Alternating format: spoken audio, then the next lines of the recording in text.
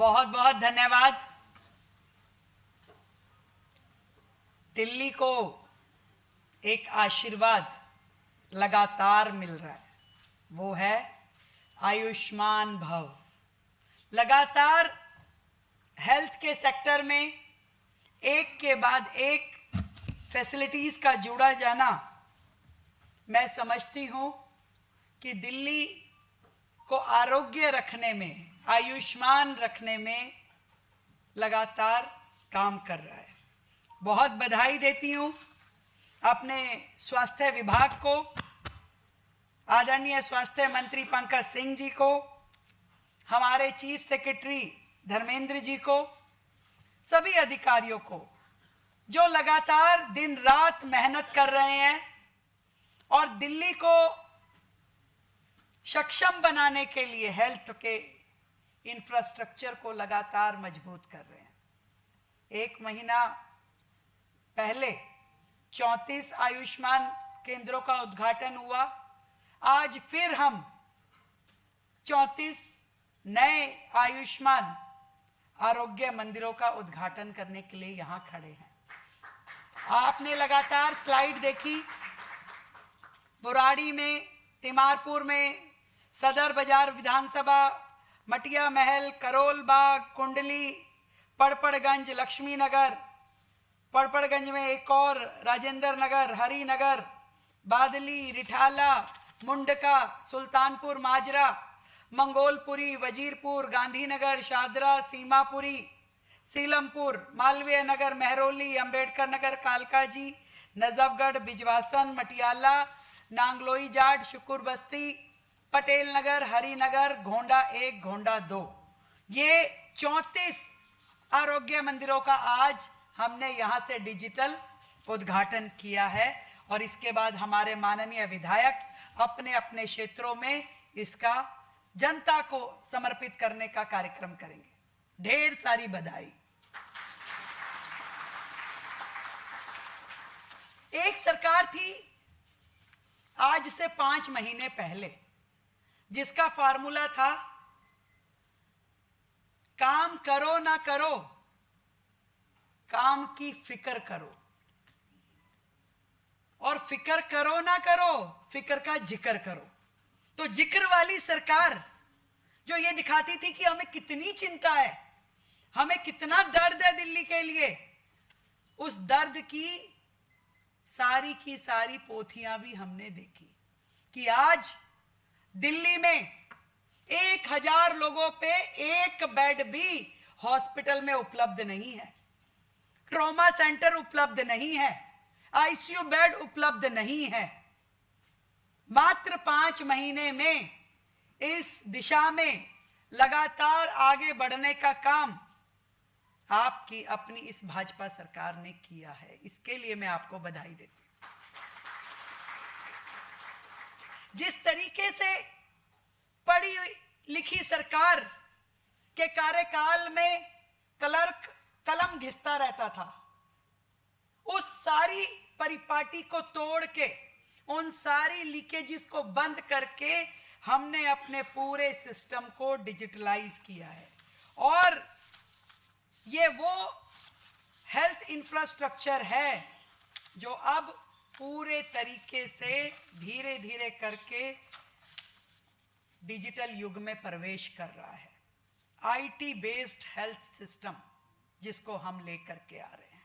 हमने 93 लाख आभा आईडी यानी Ayushman Bharat health account IDs create की है दिल्ली में, जिसमें पूरा का पूरा हर व्यक्ति का हेल्थ का डिजिटल रिकॉर्ड अब सरकार के पास होगा, चाहे वो इलाज किसी भी अस्पताल में कराए। ये अपने आप में एक बहुत बड़ी उपलब्धि है। इसी तरीके से next generation hospital information management system, यानी कि आपको ओपीडी के लिए टाइम लेना है, आपको टेस्टिंग के लिए टाइम लेना है, आपको अपने लिए हॉस्पिटल से जुड़े हुए lab, radiology, medical record, billing, ambulance, administration, हर तरह की प्रक्रिया के लिए आप डिजिटल प्लेटफॉर्म पे जा करके अस्पताल से संपर्क कर सकते हैं। आप देखिए कितना सुखद अनुभव दिल्ली की जनता के लिए होगा कि उसे एक सर्विस चाहिए, वो घर बैठे अपने लिए टाइम तय करवा लेगा बड़े से बड़े डॉक्टर का, उसे कहीं धक्के खाने की जरूरत नहीं है। एम्बुलेंस की बुकिंग से लेकर के मेडिकल रिकॉर्ड को चेक करना, अपने लिए टेस्टिंग के लिए समय लेना, इससे पहले दिल्ली के अस्पतालों में उपलब्ध नहीं था। आज जिस तरीके से लगातार हम अपने हेल्थ सिस्टम को आईटी से जोड़ रहे हैं, दिल्ली की जनता का हेल्थ रिकॉर्ड बना रहे हैं, अब वो थैले लेके अपनी मोटी मोटी फाइलें उठा करके मरीजों को चलने की आवश्यकता नहीं रहेगी। आप अपना कार्ड प्रस्तुत कीजिए, क्लिक करेगा, बटन दबाएगा और आपका पूरा कई सालों का हेल्थ का रिकॉर्ड आपके सामने निकल आएगा। ये भी पता होगा कि आपने कौन सी दवाई ली, ये भी पता होगा कि किस डॉक्टर से इलाज कराया, और उसकी पूरी की पूरी रिपोर्ट आपको ध्यान में आएगी। इस तरीके से लगातार दिल्ली के अस्पतालों का डिजिटलीकरण होना दिल्ली की प्रगति का सूचक है। इससे पहले भी जब हमने दवाइयों की खरीद को सेंट्रल प्रोक्योरमेंट से जोड़ा, इससे पहले क्या था? भ्रष्टाचार के अनेकों साधन मौजूद थे। आप दवाई खरीद रहे हैं, कौन पूछ रहा है कितनी खरीदी, कितनी इस्तेमाल हुई? आज आपको कुछ भी खरीदना है तो डिजिटल प्लेटफॉर्म के माध्यम से एक जगह खरीदा जाएगा, ताकि हर हॉस्पिटल की रिक्वायरमेंट सेंटर के ध्यान में आए। वो रेट भी फिक्स होंगे, वो क्वांटिटी भी ध्यान में आएगी, यानी कि भ्रष्टाचार के वो सारे रास्ते अब बंद कर दिए गए हैं। एक ही मरीज का कई अस्पतालों में जो इलाज दिखाया करते थे, एक ही मरीज को कई बार दवाई, वैक्सीनेशन या टेस्टिंग के माध्यम से जो लोग कमाई किया करते थे, अब वो सारे के सारे द्वार बंद हो जाएंगे। महंगी दवाइयों की खरीद हमने पहले भी जन औषधि केंद्र खोल के बंद करी कि यदि किसी को बाहर से लेने की आवश्यकता भी हो तो उसको सस्ती, लगभग 50 से 80% सस्ती दवाइयां मिल पाएगी।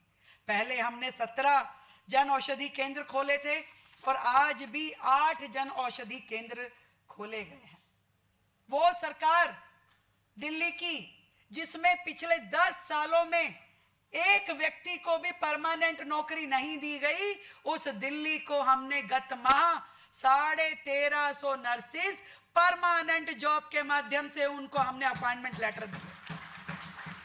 सालों से नहीं लगी थी दिल्ली सरकार में। और देखिए जो 950 नर्सिस कॉन्ट्रैक्ट की थी उसको भी हमने बेरोजगार नहीं किया, उनके लिए भी जो एक्सटेंशन हमारी हॉस्पिटल्स में हुई उसमें उन्हें ऑक्यूपाई किया। तो ये सारा का सारा सिस्टम जिसमें हर व्यक्ति को सम्मान के साथ ना केवल काम मिल रहा है, बल्कि दिल्ली की जनता को इतना सुंदर, इतना अच्छा हेल्थ सिस्टम मिले कि किसी भी व्यक्ति को अपने इलाज करवाने में कोई तकलीफ ना हो। और मैंने तो उससे बढ़कर के एक बात कही कि आज हमारी मजबूरी है, दिक्कत है कि हम अपने यहाँ वो इंडस्ट्रीज नहीं लेके आ सकते जिसमें पॉल्यूशन क्रिएट होता है, परंतु हम एजुकेशन के सेक्टर में, हम हेल्थ के सेक्टर में जरूर दिल्ली में काम कर सकते हैं कि दिल्ली एक ऐसी हेल्थ की हब बने जहां पे देश विदेश के हजारों लोग आकर के इलाज कराना चाहें। सुपर स्पेशलिटी हॉस्पिटल्स, ऐसे डॉक्टर जो कहीं ना हो पूरे देश में, विश्व में, वो दिल्ली में तुरंत उपलब्ध हो, इलाज उपलब्ध हो, डॉक्टर उपलब्ध होंगे, दवाई उपलब्ध होगी, इलाज, मशीनरी, हर चीज हम देश भर के लोगों के लिए मुहैया करवाएं। और दिल्ली की तो बात ही क्या है। वो समय मैं बार बार याद करती हूं कोविड का, जब दिल्ली के लोगों को अपनी जान गंवानी पड़ी, इलाज के लिए जगह नहीं थी, कॉरिडोर में लोग पसरे हुए थे, रिश्तेदार अपने मरीजों को लेकर के यहां वहां धक्के खा रहे थे। आज भी दिल्ली सरकार का रिकॉर्ड जब चेक करो तो उसमें मात्र 97 लोग दिखाए हुए हैं कि जी हमें 97 लोगों को कोविड का जो उनकी मृत्यु के बाद का सरकार की ओर से सहायता राशि प्रदान की गई 97 लोगों को। मैं आपसे फिर पूछना चाहती हूं, क्या मात्र 97 लोग मारे गए थे? नहीं, हजारों लोग उस समय मरे थे और शमशान घाटों में भी जगह नहीं थी। आज दिल्ली को रिवाइवल करने की जरूरत है। दिल्ली की जनता की एक वोट की ताकत ने आज दिल्ली को इस दिशा में काम करने के लिए सक्षम बनाया है। वो 24 अस्पताल जो पिछली सरकार अधूरे छोड़ के गई, करोड़ों रुपए उसमें लगा करके उन्होंने बर्बाद कर दिया। कोविड के समय के वो 7 आईसीयू हॉस्पिटल की बात जरूर मैं बार बार करना चाहूंगी, जिसमें हजारों करोड़ रुपए की इन्वेस्टमेंट की गई और एक भी उसमें सिरे नहीं चढ़ पाया। कोविड आया भी, चला भी गया, परंतु एक भी अस्पताल तैयार नहीं हो पाया। 12 साल का कार्यकाल भरा भरा मिला। जो लोग आज गड्ढों की बात करते हैं, जो लोग आज जलभराव की बात करते हैं, कल बहुत वीडियो डाली उन्होंने, ये देखिए ये देखिए। मैं तो उनको कहती हूँ धन्यवाद, आप हमारे बेटर हाफ हो, आप संज्ञान देते रहिए कहां पे कहां कमी हुई है, क्योंकि कमियां तो उन्हीं की है जो वो हमें बता रहे हैं। उन्होंने कहा कि अपने कार्यकाल में हम ये नहीं कर पाए, प्लीज आप ये कर दीजिए, हम ये नहीं कर पाए, प्लीज आप ये कर दीजिए। और जैसा जैसा वो बताते हैं, भाई हम तो अपना तुरंत आदेश देते हैं कि लग जाइए काम पे, सब करना है हमें। जो ये बता रहे हैं, अगर दिल्ली से संबंधित काम है तो जरूर करेंगे, क्योंकि कमियां तो ये पिछली सरकार के कार्यकाल की है। 11-12 साल के कार्यकाल में आपसे दिल्ली के गड्ढे नहीं भरे गए, दिल्ली का जल भराव नहीं रोका गया, दिल्ली के लोगों को छोटी छोटी सुविधाओं के लिए तरसना पड़ा। दिल्ली के अस्पतालों में दवाई नहीं थी। न जाने कौन सा हेल्थ मॉडल, मैं तो आज तक खोज रही हूं कि भाई वो हेल्थ मॉडल है कहां, कि जिसकी आप बड़ाई करते थे, जिसको आप छपवाते थे, वो कहां गया? क्या दिखाऊं मैं तो खुद खोज रही हूं, बार बार दिखा। अरे वो दिखा तो दो भाई, कहां है वो हेल्थ मॉडल? क्यों दिल्ली के लोग आज भी इलाज के लिए तरस रहे हैं? क्यों हमें इतनी विस्तृत प्लानिंग करनी पड़ रही है? क्यों दोबारा से सब चीजों को शेड्यूल किया जाना पड़ रहा है? हर चीज में, यहां तक कि अस्पतालों में एक हॉस्पिटल के पास एक एमएस नहीं था, 4 हॉस्पिटल्स में एक एमएस लगाया हुआ था। क्यों आपने एक भी भर्ती नहीं करी? क्यों डॉक्टर पूरे नहीं दिए? क्यों नर्सेज नहीं दी? क्यों पैरामेडिकल आपने स्टाफ दिल्ली के अस्पतालों को नहीं दिया? केवल अपना घर भरने में लगे थे, उनको कोई मतलब नहीं था दिल्ली की जनता से, दिल्ली के लोगों के स्वास्थ्य से। अगर होता तो वो इस दिशा में काम करते। एक हॉस्पिटल वो अपने समय में पूरा नहीं कर पाए, ये बड़ी शर्म की बात है। और जहां तक मोहल्ला क्लिनिक और आरोग्य मंदिर के कंपैरिजन की बात है, मैं फिर बताना चाहूंगी, एक तरफ वो मोहल्ला क्लिनिक थे जिनके लिए उन्होंने, वो मैंने बताया ना, फिक्र जिक्र वो सब किया, पर उसमें था कुछ नहीं। किसी को अगर चोट लग जाए तो पट्टी बांधने के लिए, टेटनस का इंजेक्शन लगाने की भी उसमें सुविधा नहीं थी। जबकि ये जो आरोग्य मंदिर है, इसमें ना केवल टीकाकरण, जो बच्चों का आपका जो हेल्थ के टीकाकरण होते हैं, गर्भावस्था के बाद में महिला का और बच्चे के स्वास्थ्य की देखभाल की सारी सुविधाएं, मानसिक स्वास्थ्य की सुविधाएं, टीबी उन्मूलन की सुविधाएं, कुष्ठ रोग की सुविधाएं और नॉन कम्युनिकेबल डिजीजेस की सुविधाएं, और इसके अलावा सभी 23 प्रकार के लैब टेस्ट की सुविधाएं यहां इन आरोग्य मंदिरों में है। एक तरीके से आपका प्राइमरी हेल्थ के ये वो इंस्टीट्यूशन है कि जब आपको कोई भी प्राइमरी लेवल की हेल्थ नीड है तो आप वहां जा सकते हैं। देखिए, दिल्ली को सक्षम बनाने के लिए जरूर हमें अपने हेल्थ के इंफ्रास्ट्रक्चर को 3 कैटेगरीज में डिवाइड करना पड़ेगा, एक प्राइमरी, एक सेकेंडरी और एक उसके ऊपर हाई टेंशन, जिसमें कि आप सुपर स्पेशलिटी हॉस्पिटल्स को जनरेट करेंगे। और मैंने ये बताया कि ये जो 4 आईसीयू के हॉस्पिटल उन्होंने शुरू किए, जिसमें खाली केवल उनके पिलर लगा के पोटा कैबिन लोहे के रख दिए गए, उन सब को हम नए सिरे से 7 सुपर स्पेशलिटी हॉस्पिटल दिल्ली के लिए बनाएंगे। जहां पे विशेष बीमारियों के विशेष इलाज उपलब्ध होंगे। और इसी तरीके से बाकी के जो हॉस्पिटल भी हैं उनको जल्द से जल्द टाइम बाउंड तरीके से पूरा करने के लिए काम किया जाएगा। पूरे हेल्थ सिस्टम में कोई भी कागज खींचने की जरूरत नहीं होगी, हर चीज डिजिटलाइज होगी। आपका रिसेप्शन पे बैठा हुआ व्यक्ति भी ऑनलाइन आपके कंप्यूटर पे आपका रिकॉर्ड जमा करेगा और दिखाएगा। आपकी रिपोर्ट्स आपको ऑनलाइन मिल पाने की सुविधा होगी। आपके हेल्थ के मैसेजेस आपके पास पहुंचा करेंगे। इस तरीके से काम करते हुए दिल्ली के तीनों कैटेगरीज की हेल्थ सुविधाओं को बढ़ाने का काम दिल्ली करेगी।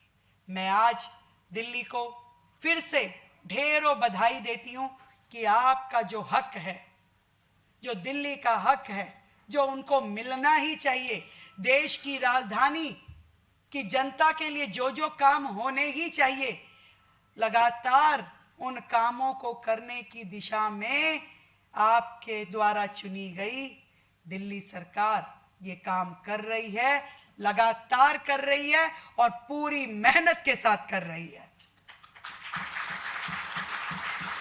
मैं अपने सभी माननीय विधायकों को भी बहुत बधाई देना चाहती हूँ, जिन्होंने खड़े होकर के इतने छोटे टाइम में अपने यहाँ आरोग्य मंदिर बनवाने की काम को पूरा किया। एक एक विधानसभा में 15-15 आरोग्य मंदिर बनने हैं और वो तभी संभव हो पा रहा है जब हमारा जनप्रतिनिधि अपने एजेंडा में उसको प्रायोरिटी से रखता है और उस पर काम करता है। और यही आरोग्य मंदिर ही हमारे विधानसभा की जनता की लाइफ लाइन बनने वाले हैं। वही लाइफ लाइन बनेंगे। आपको सेकेंडरी हॉस्पिटल की या सुपर स्पेशलिटी हॉस्पिटल की जरूरत तब पड़ेगी जब उससे ऊपर की इमरजेंसी आए, नहीं तो यही हॉस्पिटल, यही डिस्पेंसरीज, यही आरोग्य मंदिर ही दिन रात आपकी जनता की सेवा करने वाले हैं, जहां पर qualified doctor, qualified nurses, qualified paramedical staff, सभी लोगों की उपलब्धता रहेगी। एक ऐसा सवेरा दिल्ली अब देख पाएगी जो निरोगी काया के साथ साथ एक नया सूरज, नई आशा की किरण दिल्ली के लिए लेकर के आएगा। मैं बहुत बहुत धन्यवाद देना चाहूँगी देश के प्रधानमंत्री आदरणीय नरेंद्र मोदी जी का, जिनके सहयोग से दिल्ली लगातार विकसित दिल्ली की ओर बढ़ रही है। और इतना बड़ा सहयोग जो दिल्ली को उन्होंने 1700 करोड़ रुपए का दिया, जिसके कारण से हम ये पूरा दिल्ली का हेल्थ इंफ्रास्ट्रक्चर डेवलप कर पा रहे हैं। एक बार जोरदार तालियों से अभिनंदन करते हुए देश के प्रधानमंत्री, देश के स्वास्थ्य मंत्री जी का हम धन्यवाद करते हैं कि दिल्ली आगे बढ़ेगी तो देश की गति भी बढ़ेगी और लोगों का जीवन स्तर भी बढ़ेगा।